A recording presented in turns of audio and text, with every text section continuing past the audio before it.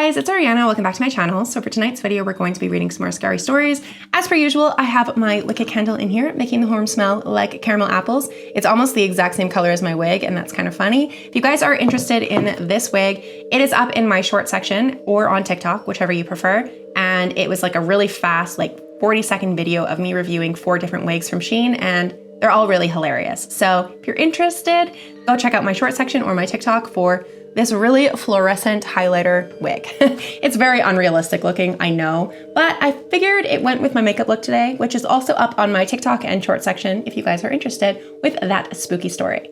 But without further ado, let's jump into the spooky story. So this is from the no sleep section. As I've said before in my past, these are fictional stories. So if you don't like fictional stories, you won't enjoy this story, but this is a fictional story. It is very long and I'm very excited to read it. It is from the Reddit author World Away Tweety, and it's titled, "There is a customer none of us are allowed to serve." I work at the Lone Star Diner off the road from Carson City to Reno. The diner name has of course been changed for obvious reasons, but more on that later. Why do I work at this diner off the road from Carson City? Well, because, kind stranger, my life plans didn't work out. Generally, if you're caught working at a diner past college specifically, one in the middle of nowhere, it might mean that things aren't going so well for you. But still, why this diner? I'm aware you probably aren't actually asking these questions, but I nonetheless believe they deserve a response. All of the diners in the world, what makes Lone Star so special? It's the pay. The pay is fucking amazing. There are maybe 10 other diners within a 30-minute drive from where I live. Most of them average out to a little over minimum wage. Meanwhile, Lone Star is a whopping $50 an hour. And that hourly rate is due to one single solitary reason. And no matter what anyone tells you, it's because of him. My first day at the job was fine. I'd worked customer service before, so I felt like I could run with the strange surprises that came unique to diners. I was able to adapt to the inconsistency of the rules pretty quickly. Unwritten rules like some areas in the restaurant need to be spotless at all times, and others the boss lady couldn't give a less of a shit about. Serve customers quickly, but not too quickly. Customers here don't actually like it when you show up too fast. Give them some time to feel the floor under their feet, to miserably stare ahead and mourn what could have been. You know, typical diner stuff. They're here because they want to be alone. Pardon the contradiction. Of course, vaguely defined, whispered only by ghosts, rules extended to the cooks as well. If you were somehow secretly a celebrity chef in the flesh, your mandate was to keep your damn prows to yourself. Your job is to make the classics as decently as possible. Not bad, but not amazing. Just poor enough to be really good. That's what the customers are here for. As the weeks unfolded, I rose, or I suppose crouched to the occasion quite well. You want intentional pinpoint precision mediocrity? You've come to the right person. Most of the patrons just wanted coffee or brunch, brought to them at a medium speed, with a semi-predictable cadence of waiter or waitresses checking ins. Done, done, and done. One day, though, I finally decided to ask my boss the question in the middle of a shift. I didn't want to ruin a good thing by doubting it, but I was curious. Why $50 an hour? She didn't even look up from her task at the register. She just said, "I told you on your first day, you gotta be good at following the rules. And when it's an important rule, you better damn well be perfect.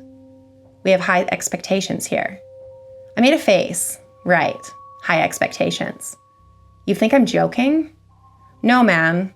I just think you're running a really cool operation here. Cooler than you might realize. It's still work, but the whole thing seems really fair. She looked up from her duties and shot me a stern look. I don't run the ship, and following the rules here means that you gotta take care of yourself. I'm sorry? I am your employer, sure, and I'll pay you well to be here. But you should be aware, there is plenty more going on here than just you and this diner. She glanced down at her watch, then sighed. I usually save this speech for the end of the month, but you already caught me halfway through it. If you don't think you have it in you to follow instructions clearly, without protest, and without asking too many questions, then you should leave. Quit. No harm, no foul. A week's worth of pay on the house. The conversation sputtered shortly after that. I tried to find an opening to ask more about what she meant, but she was closed off to the topic moving forward. And you know what? That was fine with me. If she wanted me to put my head down and just do the work, I could do just that. And work I did. And things were good. Mundane small talk with the customers was fun. My coworkers were friendly, and I was getting paid well. I'd found a place to park the failures of my life and a place that I could build from. Now, it must have been a Saturday when I first noticed him. An occupied seat in the far corner of the diner. No idea how long he'd been sitting there and waiting, though he certainly looked patient. I had the strange inkling that he'd be left hanging for quite some time, though I couldn't actually remember seeing him enter. Brown corduroy shirt, short hair, mid-50s, a reasonably calm smile. Normal-looking dude. I started making my way out from the back and headed towards him, but immediately, I felt a grip on my arm. It was Melanie, my boss, with a forceful clutch, enough to make me drop my notepad. Her fingers tightened around my forearm, sharply pinching my skin. "Important rules," she said. "You remember our chat about rules? Well, this is the most important one. That man over there in the corner," she motioned to the man who had caught my attention, sitting upright, hands softly clasped together, coy smile across his face. "You don't go up to him. You don't say a word to him." "But he's a customer."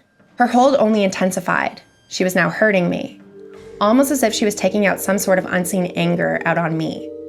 "I'd like to ask you right now to be smart enough to know not to ask questions and just follow instructions. You don't go to that table. You don't talk to him. You can look at him, you can shout across the room at him if you'd like, though I can't imagine why you'd ever need to do that, but you do not approach him. You do not take his order." Or? A sharp exhale through her nose, a shake of the head, and a glare from my manager.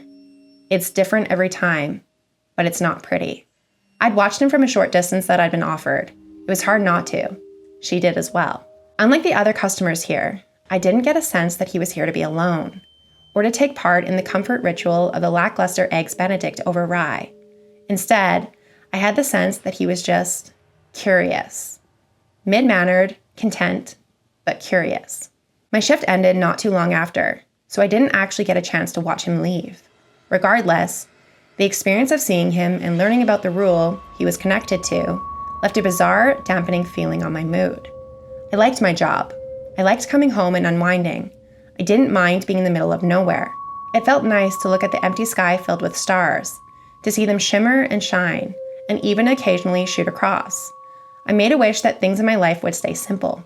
I started to get a sense of his cadence. He usually showed up once a month. The rare times I got to see him, I tried to squeak in the odd question to my boss, like, who is he? Where does he come from? And has anyone actually spoken to him? It was all met with, I don't know. If you're scared, you're welcome to quit. Then, as fate would have it, one day, my boss fell incredibly ill. My coworkers and I had to convince her to go home midway through her shift, her sickness falling uncomfortably within the usual 1 to 3 day window of the end of the month when her customer would typically show up. And of course, there he was, right after she went home. To my benefit, the other waitresses and waiters working the rounds were well aware of his presence and knew exactly what to do when he arrived. All of them knew to stay clear of him. Nevertheless, driven by the foundational curiosity that I couldn't shake, I used this opportunity to go for it. I shouted a single thing across the floor, knowing Melanie wasn't here to chide me. "Hello, sir. What brings you in here?" He turned his head from his fixed position in his seat and put his hand to his ear. Clever. I said, "What brings you in here?" I called out again, a few notches louder than last time, garnering some odd looks from the Thursday patrons. To my surprise, he spoke. I'm not sure what I was expecting his voice to carry the tone of some twisted, demented demon. Maybe the fear Melanie had installed in me. The man sounded exactly how he looked. "I'm sorry, dear. I'm afraid I'm not sure what you're saying. Can you come over here and ask me again?" "Nope, I was good. And I don't mean to be rude about the service," he continued, "but it feels as if no one has taken my order for quite some time now." I let the exchange end there, diverting my attention back to the other guests. As well, he'd eventually disappear without fanfare, without the clatter of the entrance bell or any sight or sound of his steps across the diner floor. Our backroom conversations about him remaining dreadfully short while he was there. He's here, and he's gone. And the odd, when we really need to say it, I feel really weird about all of this. It took me a while to understand where my brazenness to address this strange middle-aged man came from. In truth, I was just scared. His presence and all of the questions tied to his being at our diner were disrupting the otherwise great arrangement that I felt I had. It seemed right in the moment to stand at the very edge of the bravery and say something to him. Of course now, he was gone, and I just felt worse. The next week, I was invited to something pretty interesting at work. I generally have a good amount of visibility into what Melanie, my boss, does on a daily basis. The only element that remained elusive was her bi-weekly check-ins with this particular sharp-dressed agent that had a pretty consistent presence of state troopers and similarly uniformed men and women dropping into the diner, though I seldom paid it mind beyond simply noticing them. Midway through wiping down a table, only an hour into my shift, Melanie swung by and said, "Hey, I want you in the meeting with the big boss, if you have a few seconds." The big boss? Sure. If you don't mind me asking, who is... She let her eyes speak her unwritten rules to me. Questions equal generally bad. Thank you for the reminder. We maneuvered to the back room and sat at a table. Across from us, already seated, was a man in a sharply tailored suit with an earpiece, and he was an aforementioned agent. The table was littered with a small, messy stack of notes and documents. He made it a point to size me up, staring me down uninterrupted, like a deer to headlights. No concern at all about how awkward he was making me. When he turned to Melanie, "How long has she been here?" he asked in a gruff Western drawl. 6 months, she said. "And you trust her?" "Yes." He let his eyebrows say, "Well, if you say so," then went on with it. "All right, so apparently you had a visit from the wandering man last week. You," he said, motioning to Melanie, "were sick. But you," his attention now shifted to me, "were here. Give me all of the information." The wandering man? The agent caught the confusion in my eyes. "Have you told this girl nothing?" he said to Melanie. I know it sounds weird, but I personally feel as if the man is almost, drawn to curiosity. Like maybe the less I say to those not already in the know, the better.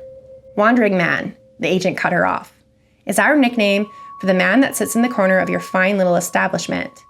Or, should I say, the state's fine little establishment." "What?" I asked. "That's correct. The state's. Congratulations, ma'am. You're part of a government operation.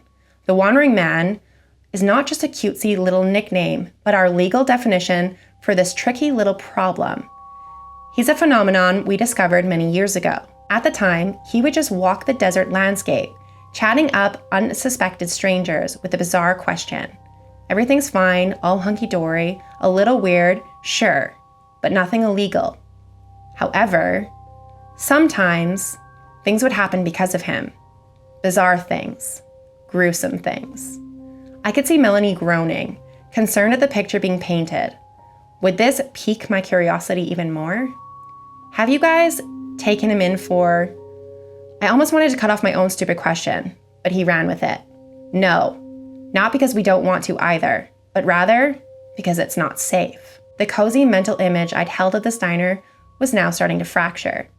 "We have reason to believe that he is a visitor." And that was it. The meeting over. I didn't attend another debrief after that.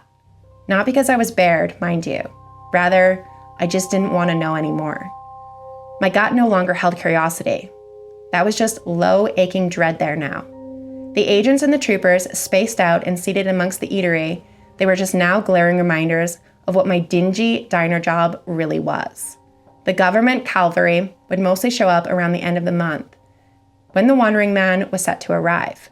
When he'd appear, they wouldn't do much more than examine him from their distant tables, scribbling notes in their notebooks. He'd always act the same. He would just sit there. He would give them, or us, the diner employees, not much to go on. Speaking of employees, I remembered something Melanie told me after my first month of working there, that the turnover of this diner is incredibly high. Knowing at the time what everyone got paid, it made absolutely no sense to me. Now, 7 months into the gig, alongside a completely new set of cooks, waiters, and waitresses from when I'd first started, I'd seen firsthand just how true her statement was. None of the leavers claimed as much, but I'm sure The underlying premises of the diner was really subconsciously clear to them during their time here, and it probably didn't sit all too well with them. But I stayed. Not because of the pay. I'm actually not sure why I stayed. We had a new cast of rookie employees now, the ones who understood the vague terms of the situation, just as Melanie, I, and all former employees did. Those who couldn't reconcile the situation with their inherent curiosity filtered themselves out. But then there was Malcolm. It was only his first week, and he was a keener, mega keener. He'd bulldozed through a giant list of tasks, and he was already asking for the next batch of work to chew through. Anything he can get ahead of, anything he could step in for, anything he could learn. He was on it. He wanted to be as helpful as humanly possible. I think the salary of the role, for a guy his young age, was just too alluring to him. For our part, Melanie and I tried our best to get him to pace himself. We were both giving the spiel now. By this point, we'd more or less perfected it. There are things about this diner that are strange. Rules you will have to follow and not think about. Rules that are concrete and non-negotiable, like gravity. He nodded, and at that moment, I really believed he was internalizing my words. And if that doesn't work for you, and if you don't think you can take care of yourself, then you shouldn't work here. There were always a visceral feeling in my stomach whenever I saw the wandering man in the corner during the same week that we were onboarding new staff. I'm sure Melanie felt it too. On those days, Mel and I would both work the till, and if we saw someone coming up from the back, we'd stop them with a simple grab of the arm. Malcolm stepped out of the back, and I did just a thorough grasp of his forearm, just like Melanie had done to me when I'd first started. He recoiled in surprise. Remember our little chat about rules that we had? He nodded, as if he was somehow in trouble. I pointed to the man seated at the far table in the brown corduroy shirt, staring straight ahead, with what I believed at the time was no real reason to be here, and I said, "You will not, under any condition, serve that man. Don't go up to him, don't talk to him, just pretend he doesn't exist." Malcolm lifted the garbage bag he was holding in his left hand. In my nervousness, I hadn't actually clocked what he was stepping out for. "Just doing the garbage duties, ma'am," he said. "But I understand." He then left out the front door with his usual swagger. The dumpster wasn't as close as I would have liked, so I appreciated his willingness to take on the duty as soon as he was employed. I turned back to observe the wandering man. He had a crowd of agents in attendance this day, scattered about the restaurant. The man wasn't one to speak up often, but today was an interesting exception. "Officers," he said, "if you have any questions, feel free to join me at my table and ask them." The agents around the room reacted mainly with snickers. "Seriously, if you come sit with me, I'll be happy to spill all of my information. Truly." Even more laughs, but not one officer bit. And yet, he continued, "I know you're curious. I know you take notes. I know you talk about me. I know you built this establishment for me. I know you." As I reconciled the fact that this was the most words I'd ever heard him string together in succession, I heard the chime of the bell of the door that opened. Malcolm was dusting his hands as he entered through the diner's side door, a door which was suited right beside the table that the wandering man was seated in. The wandering man dropped any pretext of an exchange with the agents, stopping his sentence midway and adopting a completely new demeanor. He played the role of a low, miserable, tired man and said, 30 visits, terrible service every time, in a very pathetic tone, just as Malcolm walked by. Malcolm instinctively plucked a notepad out from his chest pocket and turned his head to face the man. "Hey, I got you, Chief. I can have him ring something up for you. What are you?" And then Malcolm froze in place. The wandering man's expression turned Cheshire cat wide. His neck altered between tensing and fluttering, with what seemed to be an undeniable form of excitement. The man started getting up from his table, and then immediately, they were both gone. Malcolm and the wandering man vanished out of existence entirely. The insanity of the moment was interrupted by the coded language. I heard blared over the megaphone, non-sensual agent speak that have been seared into a memory forever. "Alert, level black. Wandering man target has compromised a civilian. I repeat, civilian has been compromised." And with that, Melanie quit, in the days after. She wasn't mad at me. She just told me that she always knew she'd leave after the 10th disappearance. Why that specific milestone was required? I have no clue. All I could do from that point was continue to work. On my commutes home and during lunch breaks, I would look up at the stars and put out a wish that Malcolm be brought back home, back from wherever he'd been taken. The debrief with the agents brought me no solace. The exchange with them was simple and short. Where was he taken to? And he's gone now. There was a dagger in my soul now. I had only the smallest of silver linings, if you could even call it that. A lesson. The lesson that I needed to be even more watchful, even more diligent. And on days when the wandering man was visiting, I was the only server at the diner. No exceptions. I knew the agents weren't happy about that. None of them said it to me explicitly, but I could tell that they would learn something new about him every time he whisked someone away after a mistake was made. It was a weird setup that they had created. We were a zoo they could use to learn more about a specific animal, a specific entity, a specific visitor. No dice. They just have to watch him sit now, or wait for him to do something different.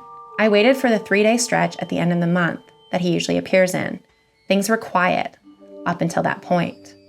When he did finally show up, it wasn't what I expected. For the first time ever, I saw the wandering man walk right through the front door. In the dead of a night, at the end of my shift. I was at the till, paralyzed, as he took step after step to close the distance. And then, he was right there, standing in front of me. And I was sure, absolutely sure, that I was going to die. He smiled. Don't worry, I have my own little set of rules I play by. I didn't say a word at this point. This was no man's land right now. I know you've been curious about me. I've admired it from the moment you first spoke up to address me. Cautious curiosity is a great thing to see in someone, especially in such a reckless species. I'd like to answer a question about why I'm visiting. I'm sure you'd like to know why I'm here. I'm not curious anymore. I swear I'm not, I thought to myself. He laughed. The answer is truly painfully simple. This little game, this little charade I'm playing, it's just so unbelievably fun. You truly have a wonderful planet. I will return again, soon, I promise. Give me a month, maybe 2 this time. There was a sincere, kind smile, delivered with kind eyes. I'll come back with a new game. And then, he was gone. It took me a minute to realize that there was a cake box sitting on the counter beside me. Maybe it was there the whole time. Maybe it just materialized right after he left. I opened the box to find Malcolm's severed head, a blank expression on his face, sitting on a bed of poorly and confusingly organized flowers, almost as if there was an intention to create a floral arrangement, but no understanding what something like that would actually look like. On top of this horrific display, written in an almost childlike handwriting, was a note that read, "I brought him back just like you wished." The worst thing about being trapped at a diner in the middle of nowhere is that you realize that there really is nowhere to run. Every single part of our planet is blanketed by stars, by open sky. Someone could drop in at any moment. And that was the whole fucking story. I have goosebumps running up and down my arms. I don't know if you guys can see that, but like the hair on my arm is standing straight up. I was not expecting, when I read this story the very first time, I was on the treadmill at the gym and I got to the severed head part and I was like, what the fuck am I reading? Like, what the fuck did I just read? Like, that whole story was written so well. It played out in my mind like a freaking movie on the screen. It was so bizarre, so weird. And I really, really, really hope this is a series. I really want an update. I want the next part of the story like ASAP. I'm sorry, that was probably really loud. I want the next part of the story so fast. I want it ASAP. I want it right now. I want to know what the fuck is gonna happen. Like, this is so fucking weird. This entire story was just bizarre. I hope you guys enjoyed the story because this is literally probably one of my favorite stories that I've ever read on this channel. Other than the story, I Met a Strange Boy in the Woods because I really liked that one as well. But like, holy crap, this author did an amazing job just explaining the story and I pictured everything in my mind and it was fucking terrifying. It was just such a casual build up to it just being a ball drop of, oh yeah, there's a severed head in a cake box on your desk from an alien. Oh my God, I loved this story. So thank you so much to this author for allowing me to read it. I hope you guys did enjoy the story. I hope you guys are enjoying my shorts on my shorts feed and my TikToks and my fun, creepy stories along with my makeup looks. Even if it's not me telling the story, it's just like a sound that I'm lip syncing to. I still really enjoy doing that content, so I hope you guys are enjoying that as well. If you guys have any creepy stories that you want to share with me, any of your personalized stories that you want to share, please feel free to reach out to me either over Instagram, over my email, and I will definitely read you guys' creepy stories. But keep in mind, they need to be YouTube friendly. If it's something about like someone dying and like it's a true story, I tend to avoid those stories just because I don't really dive into the true crime kind of side of YouTube. Not yet, at least, because it's just too real and I don't enjoy that type of content. So keep that in mind when you're showing me your stories, that I might not be able to read it on my channel because it just might not be appropriate for my vibe and my little section of YouTube, but I will definitely read all of the stories that you guys send me, and I will definitely read the ones that I deem appropriate. But thank you so much for watching this video. If you guys did make it to the end of the video, leave me your favorite green emoji or yellow emoji. Lets me know that you guys made it to the end of the video, and it honestly just helps me boost my video in the algorithm. Any engagement really helps, so if you guys can like, share, comment on my videos, that would help me so much because it lets YouTube know that you guys are actually interested in my content. But this is where I'm gonna end the video, and I will see you guys at the next video. Bye!